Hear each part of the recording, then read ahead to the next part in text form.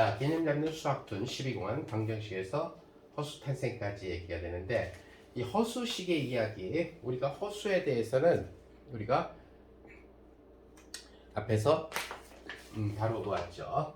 그래서 허수는 상상의 수라고 얘기를 할 수가 있는데, 우리가 i의 어떤 n승이 있다라고 하게 되면은 이것은 n을 4로 나눈 나머지만 갖고도 할 수가 있다는 거예요.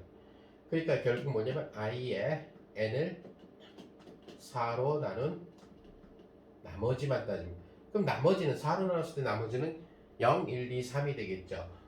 그러니까 결국 4의 배수이면은 1이 될 거고, 그래서 소위 얘기하는 i의 1승은 i가 될 거고, i의 2승은 마이너스 1승, i의 3승은 마이너스 i, i의 4승은 1이 됐다는 것을 배웠어요. 자, 지금 QR에 나와 있는 지금 문제는 신기한 시계를 한번 만들어 봤어요. 그래서 어떤 시계를 만들었냐면은 이렇게 여기를 i의 12승, 그 다음에 i의 1승, i의 2승, i의 3승, i의 4승, 그 다음에 i의 5승, i 6, 7, 8, 9, 10, 11승. 자, 그래서 우리가 12시, 1시, 2시, 11시까지를 나타내는 것을 i의 지수로 나타내 가지고 신기한 허수시계를 만들어 봤어요. 자, 처음에 시침과 분침이 예를 들어서 다음과 같은 경우를 가리키고 있었다라고 해보죠. 그러니까 지금 시침의 경우는 이게 시침이에요.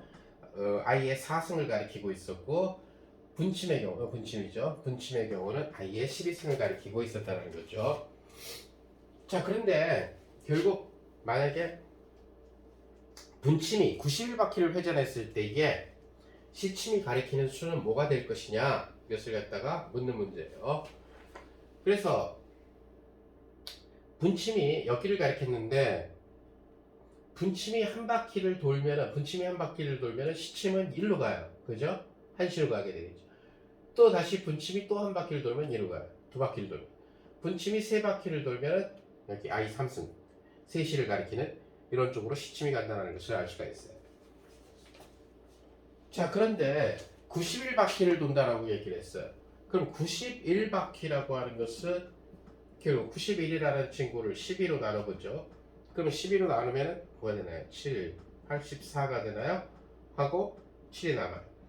그러니까 91은 12 곱하기 7 더하기 7이에요. 즉 다시 말해서 91바퀴를 돈다라는 얘기는 결국 뭐가 돼요? 결국 그